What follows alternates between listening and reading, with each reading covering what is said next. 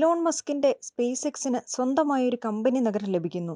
എല്ലാം തന്റെ നിയന്ത്രണത്തിൽ കൊണ്ടുവരണമെന്ന മസ്കിന്റെ ആഗ്രഹമാണ് ഇപ്പോൾ യാഥാർത്ഥ്യമായിരിക്കുന്നത്. തെക്കൻ ടെക്സസിലെ സ്പേസ് എക്സിന്റെ സ്റ്റാർബേസ് വിക്ഷേപണ കേന്ദ്രത്തിന് ചുറ്റുമുള്ള നിവാസികൾ ശനിയാഴ്ച പ്രദേശത്തെ ഒരു നഗരമാക്കി മാറ്റുന്നതിനാണ് വോട്ട് ചെയ്തത്. സ്റ്റാർബേസ് എന്ന പേരിൽ തന്നെയായിരിക്കും ഈ നഗരം അറിയപ്പെടുന്നത്. കാമറൂൺ കൗണ്ടി തിരഞ്ഞെടുപ്പ് വകുപ്പ് ഓൺലൈനിൽ പ്രസിദ്ധീകരിച്ച ഫലങ്ങളനുസരിച്ച് സ്റ്റാർബേസിനെ ഒരു നഗരമാക്കി മാറ്റുന്നതിന് 212 വോട്ടുകളും എതിർത്ത് 6 വോട്ടുകളും ലഭിച്ചു. ടെക്സസിന്റെ തെക്കേ അറ്റത്ത് മെക്സിക്കോ അതിർത്തിക്കടുത്താണ് ഈ നഗരം സ്ഥിതി ചെയ്യുന്നത്. വെറും 3.9 ചതുരശ്ര കിലോമീറ്റർ മാത്രമാണ് ഇലോൺ മസ്കിന്റെ സ്വന്തമായുള്ള ഈ നഗരത്തിന്റെ വിസ്തൃതി. തന്റെ സോഷ്യൽ മീഡിയ വെബ്സൈറ്റായ എക്സിൽ പങ്കുവച്ച ഒരു പോസ്റ്റിൽ ടെക്സസിലെ സ്റ്റാർബേസ് ഇപ്പോൾ ഒരു യഥാർത്ഥ നഗരമാണ് എന്ന് മസ്ക് പ്രഖ്യാപിച്ചു. പുതിയ നഗരത്തിലെ ഭൂരിഭാഗം പേരും സ്പേസ് എക്സിലെ തന്നെ ജീവനക്കാരാണ് എന്നതാണ് ഏറ്റവും വലിയ പ്രത്യേകത. സ്പേസ് എക്സ് ജീവനക്കാരനായ ബോബി പെഡൻ നഗരത്തിന്റെ മേയറായും ജോർദാൻ ബസ്, ജെന്ന പെട്രൽക എന്നിവർ 2 കമ്മീഷണർമാരായും തിരഞ്ഞെടുക്കപ്പെട്ടിട്ടുണ്ട്. എന്തിനുവേണ്ടിയാണ് പുതിയൊരു നഗരം രൂപീകരിക്കുന്നതെന്ന് സ്പേസ് എക്സ് ഇതുവരെ വ്യക്തമാക്കിയിട്ടില്ല. തൊഴിലവസരങ്ങളും വൻതോതിൽ നിക്ഷേപവും നടത്തുന്ന സ്പേസ് എക്സിന് പൊതുവിൽ പ്രദേശത്തെ ഉദ്യോഗസ്ഥരിൽ നിന്ന് വലിയ പിന്തുണയാണ് ലഭിക്കുന്നത്. അതേസമയം ഔദ്യോഗികമായി നഗരം കമ്പനിയുടെ സ്വന്തമാവുന്നതോടെ പ്രദേശത്തെ ജനപ്രിയമായ ബൊക്ക ചിക്ക ബീച്ചും സ്റ്റേറ്റ് പാർക്കും അടച്ചുപൂട്ടുന്നതിനുള്ള അധികാരം സ്പേസ് എക്സിന് തന്നെ ലഭിക്കും.